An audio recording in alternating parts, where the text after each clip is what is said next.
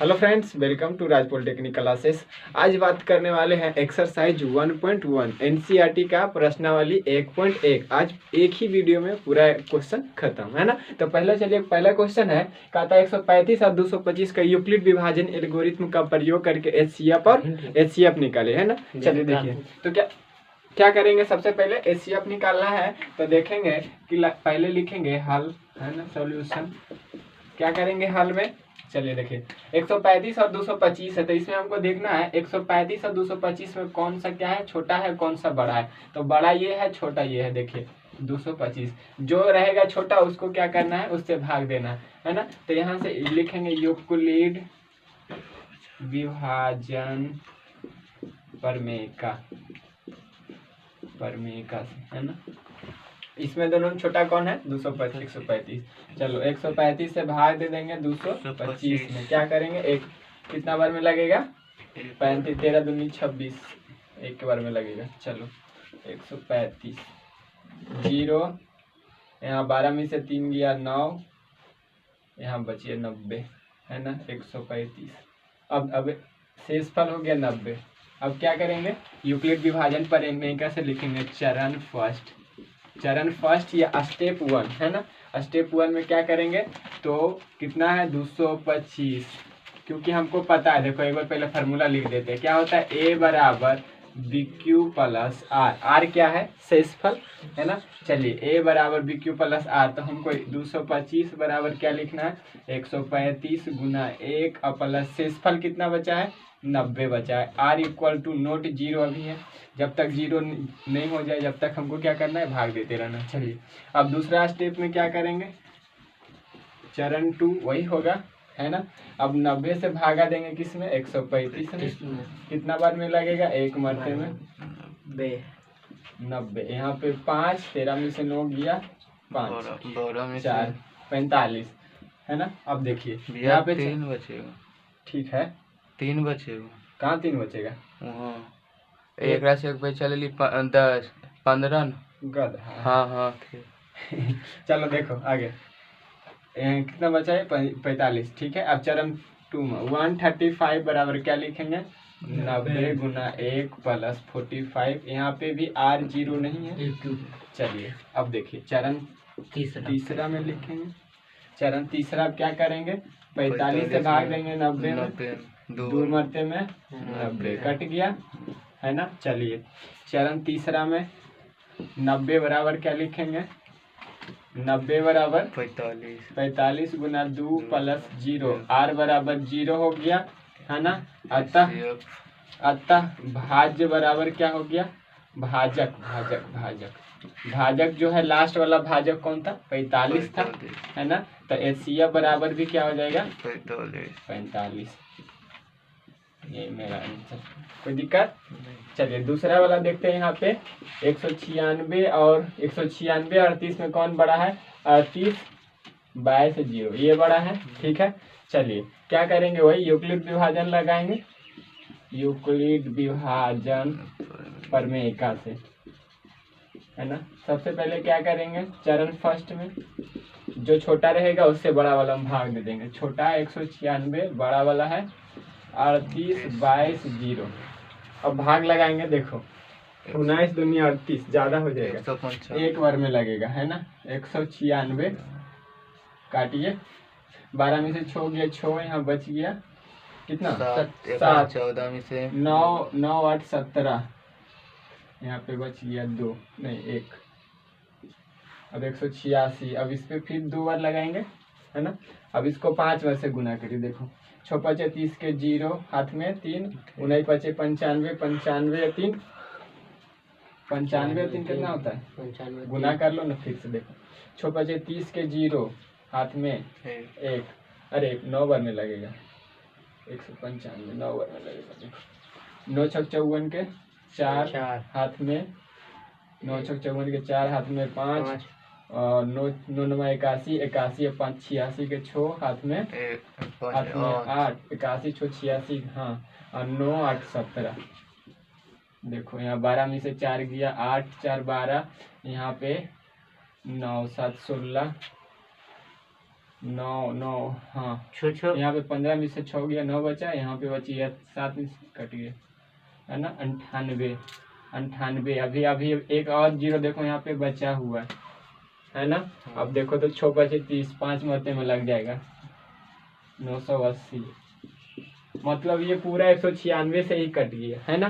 चलिए तो चरण फर्स्ट में ही क्या लिखेंगे, यूक्लिड विभाजन प्रमेय का जानते ए बराबर बी क्यू प्लस आर, है ना। जहाँ शेष तो कुछ नहीं बचा है, मतलब जीरो, है ना। तो यहाँ से लिख देंगे ए बराबर मतलब कि 38 22 0 बराबर 196 गुना 195 और प्लस में जीरो, क्योंकि शेषफल कुछ नहीं बचा, है ना। लिखेंगे आर बराबर 0, है ना। इसलिए अतः भाज्य कितना था, भाजक कितना था, भाजक कितना था बाबू, भाजक जो लास्ट वाला था 196 से ही भाग दिए थे, तो एचसीएफ भी 196 हो जाएगा। एचसीएफ कितना हो जाएगा 196, क्योंकि जो भाजक होता है वही क्या हो जाता है एचसीएफ हो जाता है। कोई दिक्कत। चलिए इधर वाला लिख लिए होंगे, है ना। जो नहीं लिखे हैं वीडियो को रोक के लिख लीजिएगा। चलिए इधर वाला मिटाते हैं, उधर वाला जब तक आप लोग लिखिए, जो लिखे हुए अच्छी बात है, पहले बना लिए होंगे तो, नहीं तो फिर से देखिए अगला क्वेश्चन देखिएगा। अगला है तीसरा नंबर क्वेश्चन कर रहा है 886 867 867 और 225। चलिए इन दोनों में देखिए कि कौन छोटा है, छोटा हो जाएगा, हाँ 225 छोटा हो जाएगा, बड़ा का साइन छोटा हो जाएगा 867 से, है ना। लिखेंगे यूक्लिड विभाजन प्रमेयिका से, है ना, प्रमेयिका से। अब क्या करेंगे, यूक्लिड विभाजन प्रमेयिका तो जो छोटा रहेगा उससे भाग देंगे बड़ा वाला में। 25 या 75, 3 मरते लगा दो, 25 या 75, 3 दूनी 6 और लगेगा 6 2 8 नहीं लगने वाला है। चलिए 7 में से 2 यहाँ पे बच गया 16, 16 में से 7 गया 9 7 16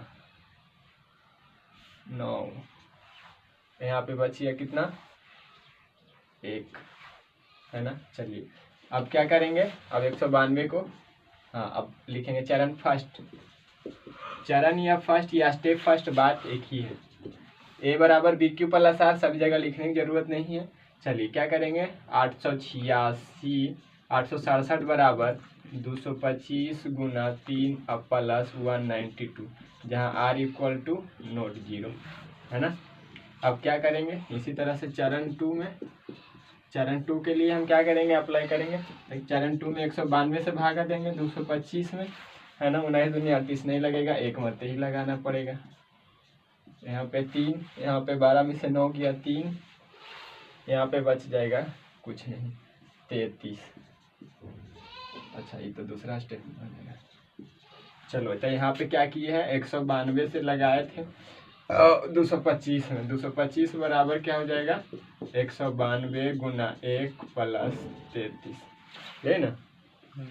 चलिए अभी भी R 0 नहीं हुआ है, अगला स्टेप लगाएंगे चरण 3। अब क्या करेंगे चरण 3 में 33 से भाग देंगे 192, कितना बार में लग जाएगा 33 या 99, हाँ 6 7 बार लग जाएगा, 6 18 6 मत लगा देखें, 6 18 के 8 हाथ में 1, 6 18 1 19, ज़्यादा हो गया नहीं, 5 मत लगेगा, 5 मरते लगा दो, 5 15 के 5 हाथ में 1, 5 15 1 16, घटा 12 में से 5 गया 7, यहाँ पे बच गया 8 में से 2 27, अब 27 को घेर दीजिए 33। अच्छा ये तो बाद में घेरेंगे। चलिए अब यहाँ पे चरण 3 में क्या लिखेंगे 192 बराबर 33 गुना 5 अब प्लस 27। अभी भी R हमारा 0 नहीं हुआ है, तो चरण अगला में जाएंगे चरण 4, नीचे तक दिख रहा है वीडियो में। चलिए अब इधर थोड़ा सा भाग देते हैं, कितना है 27, 27 से भागा देंगे 33 में, 1 मरते में 27 बच गया 6, अभी भी नहीं लगा, तो लिखेंगे 33 बराबर 27 गुना 1 प्लस 6, है ना। इसी तरह से फिर आगे 27 6 से भागा देंगे, अच्छा 3 से भागा देंगे 6 में, 2 मरते में 6 कट गया, है ना HCF। तो चरण 5 में हो जाएगा कितना 27 नहीं 6 बराबर है ना 27 लिखे। अच्छा चरण 27 से भाग दिए थे। हाँ चलो एक बार 27 को लिखना भूल गए। 27 बराबर क्या हो जाएगा 6 बचा। ठीक है देखिए मिस्टेक कर दिए ना, यहाँ पे 6 से भागा हो जाएगा 27 में। छौतिया 18 छो चौके 24 बच गया यहाँ पे 3। 27 बराबर हो जाएगा 6 गुना 4 अब प्लस 3। अभी भी R 0 नहीं आया है। चलिए इसको मिटा कर थोड़ा सा लिख देते इधर।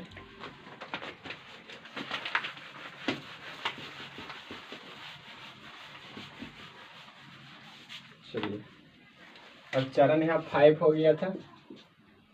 चरण 6 देखिए, चरण 6 में क्या लिखेंगे, यहाँ पे 6 है ना, तो लिखेंगे 27 बराबर हो गया था। अब लिखेंगे देखो यहाँ पे बचा 3, अब 3 से भागा देंगे 6 में, 2 मरते में 6 कट गया है ना। तो चरण 6 हो गया 6 बराबर 3 इंटू 2 प्लस 0। R बराबर 0 इसलिए है ना कह सकते हैं। अतः क्या हो जाएगा भाजक जो हो गया मेरा, भाजक क्या हो गया था, भाजक हो गया था 6 3 लास्ट में 3 से भाग दिए थे है ना। अब भाजक 3 हो गया था। HCF भी क्या हो जाएगा HCF बराबर भी 3, या डायरेक्ट HCF बराबर भाजक जरूरी नहीं, HCF बराबर डायरेक्ट यहाँ पे 3 लिख सकते हैं, कोई दिक्कत नहीं। कोई दिक्कत? पहला क्वेश्चन समाप्त। चलिए दूसरा क्वेश्चन। चलिए अगला क्वेश्चन 2 नंबर का आता है। दर्शाइए कि कोई भी धनात्मक विषम पूर्णांक 6q + 1 या 6q + 3 या 6q + 5 के रूप का होता है जहाँ q कोई पूर्णांक है ना। कह रहा है हमको सिद्ध क्या करना है, हमको सिद्ध करना है या दर्शाना है 6q + 1 6q + 3 या 6q + 5 क्या है, विषम धनात्मक पूर्णांक है ना, पूर्णांक है। यही हमको क्या करना है, सिद्ध करना है या दर्शाना है। चलिए इसका क्वेश्चन नंबर, इसका सॉल्यूशन देखिए, क्वेश्चन नंबर 2 है। ठीक है चलिए सॉल्यूशन में क्या लिखेंगे, हमने सबसे पहले लिखा है माना कि एक कोई धनात्मक विषम पूर्णांक है। कौन सा पूर्णांक है, धनात्मक विषम पूर्णांक है ना, जहाँ b बराबर क्या है 6। b बराबर देखो 6 क्यों था, इसलिए b बराबर माने है 6। जब तो r बराबर क्या होगा, देखो जब 6 है ना, यहाँ पे b बराबर 6 माने है तो हमेशा इससे छोटा रहेगा। तो 0 हो सकता है, 1 हो सकता है, 2 हो सकता है, 3 हो सकता है, 4 हो सकता है, 5 हो सकता है, लेकिन अब 6 नहीं होगा क्योंकि 6 से छोटा ही रहेगा है ना। चलिए अब यहाँ तक कोई दिक्कत नहीं होनी चाहिए। सबसे पहले बोले माना कि ये कोई धनात्मक विषम पूर्णांक है जहाँ b बराबर 6 लिए, r बराबर कितना होना चाहिए, b से हमेशा छोटा होना चाहिए, इसलिए 0 1 2 3 4 5 लिखे है ना। अब लिखेंगे यूक्लिड विभाजन प्रमेयिका से, यूक्लिड विभाजन प्रमेयिका से है ना। क्या जानते हैं, a बराबर bq + r यही ना।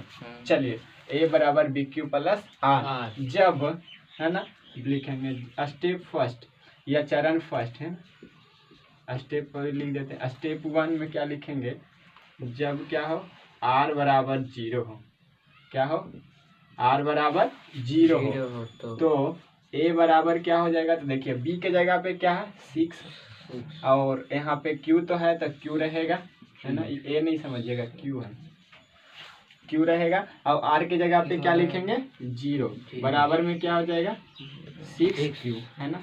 और 6q क्या है, सम है, सम संख्या। देखिए कैसे है ना। अभी हम बोले हैं कि a जो है विषम पूर्णांक है, तो मान लेते हैं कि कोई एगो विषम पूर्णांक है और 6 क्या है हमको पता है, 6 सम संख्या है ना। तो सम संख्या में गुना करेंगे, मान लीजिए छोटी 18, ये भी क्या है सम संख्या। यहाँ से कह सकते हैं कि विषम संख्या में सम संख्या से गुना करने के बाद क्या आता है, सम संख्या आता है। इसीलिए देखो यहाँ पे लिखे हैं कि 6 जो है सम संख्या और q जो है विषम संख्या, कुछ भी हो सकता है। देखिए तो जब ये सम संख्या या विषम संख्या कुछ भी रहे, जब इसको गुना करेंगे तो क्या हो जाएगा सम संख्या, है ना। तो 6Q जो है क्या हो गया, सम संख्या। उसी तरह से स्टेप 2 में, है ना, ये स्टेप बढ़ते जाएगा। स्टेप 2, जब R बराबर क्या हो जाएगा, 1, तो 1 हो जाएगा, तो देखो A बराबर क्या हो जाएगा, 6Q प्लस 1, है ना। 6Q प्लस 1, अभी हम बोला है कि 6Q जो है सम संख्या, 6Q जो है क्या है, सम संख्या। अब सम संख्या में 1 जोड़ेंगे तो क्या हो जाएगा, विषम संख्या, है ना। आपको भी पता है, मान लीजिए 6 एक सम संख्या है और 6 में 1 को जोड़ेंगे तो हो गया 7, 7 क्या हो गया, विषम संख्या। इसीलिए हमने यहाँ पे बोला है कि 6Q प्लस 1 जो हो जाएगा क्या हो जाएगा, विषम संख्या हो जाएगा या विषम हो जाएगा। चलिए इसको मान लीजिए समीकरण 1। उसके बाद लिखेंगे स्टेप 3। स्टेप 3 लिखेंगे उसी तरह, जब R बराबर क्या हो, 2, तो A बराबर क्या हो जाएगा, 6Q प्लस 2।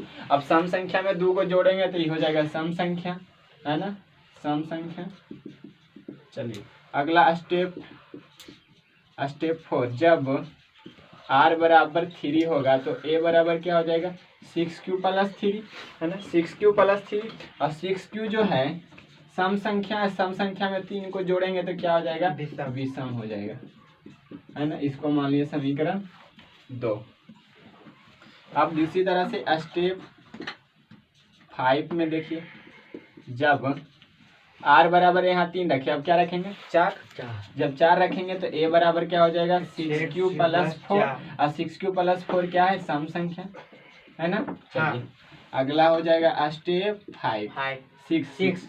जब R बराबर क्या हो जाएगा, 5, तो A बराबर हो जाएगा इसी तरह 6Q प्लस 5, है ना। 6Q plus 5। अब देखिए 6Q प्लस 5, 6Q जो है सम संख्या, ये विषम संख्या, सम संख्या में विषम संख्या जोड़ेंगे तो क्या हो जाएगा, विषम संख्या, है ना, विषम संख्या। चलिए इसको मान लिया समीकरण 3, कोई दिक्कत, समीकरण 1, 2, 3। अब यहाँ से हम कह सकते हैं कि समीकरण 1 यहाँ से हम लिख सकते हैं, अतः समीकरण 1, 2, और समीकरण 1, 2 और 3 से यह स्पष्ट होता है कि सभी धनात्मक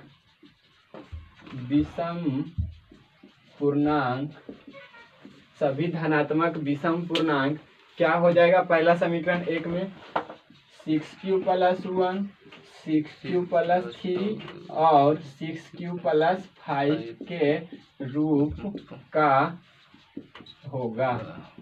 यही तो हमको क्या करना था, यही हमको दिखाना था, जो कि हमने दिखा दिया, है ना। यही हमको क्वेश्चन में कह रहा था कि दिखाइए कि जो धनात्मक विषम पूर्णांक है 6Q प्लस 1 या 6Q प्लस 5 या 6Q प्लस 3 के रूप का होना चाहिए। हमने यहाँ पे दिखा दिया, है ना। आप लोग स्क्रीनशॉट लेना चाहें तो आराम से ले सकते हैं, लेकिन फर्स्ट, है ना। चलिए ले लिए। चलिए अगला क्वेश्चन है 3 नंबर, कहता है कि पढ़िए, बहुत सारा बड़का को लिखा है, कह रहा है किसी परेड में 616 सदस्यों की सेना है और इसमें 32 टुकड़े को सदस्यों वाली एक और बैंड है, इसके पीछे क्या करना है, खड़ा करना है। तो कह रहा है दोनों समूहों को संख्या वाले स्तंभों के मार्च में करना है। तो वही कह रहा है कि स्तंभों की अधिकतम संख्या क्या होगी जिसमें मार्च में खड़ा किया जा सके। स्तंभों की अधिकतम संख्या कितना है, 616 और 32, 616 और 32, है ना। कारा इस दोनों का ऐसा कतार बने जो स्तंभ में अच्छा से खड़ा हो सके, है ना। तो लिखेंगे हल में स्तंभ समझता क्या होता है, स्तंभों की अधिकतम संख्या बराबर HCF, किसका HCF होगा, 616 और 32 का। ये दोनों का HCF निकाल देंगे, वही अधिकतम संख्या निकल जाएगा, है ना। चलिए तो यूक्लिड विभाजन से निकाल देंगे, ऐसा ही डायरेक्ट निकाल दे। चलिए यूक्लिड विभाजन ऐसा ही डायरेक्ट जैसे निकालना निकाल दीजिए। तो देखिए मान लिख लीजिए यूक्लिड विभाजन प्रमेयिका से, यूक्लिड विभाजन प्रमेयिका से क्या करेंगे, यूक्लिड विभाजन प्रमेयिका। तो देखो दोनों में कौन बड़ा है, 616 बड़ा है 32 से, तो क्या करेंगे 32 से भाग देंगे 616 में, कितना बार में लग जाएगा, कटेगा क्या, जल्दी बोलो, चलो नहीं लगेगा तो देखो ना, एक बार लगाओ ना पहले, एक बार 32 है ना। यहाँ 11 में से 2 घटेगा है ना, 9। यहाँ पे बच गया 4, 5 में से 3 गया 2 है ना। अब देखो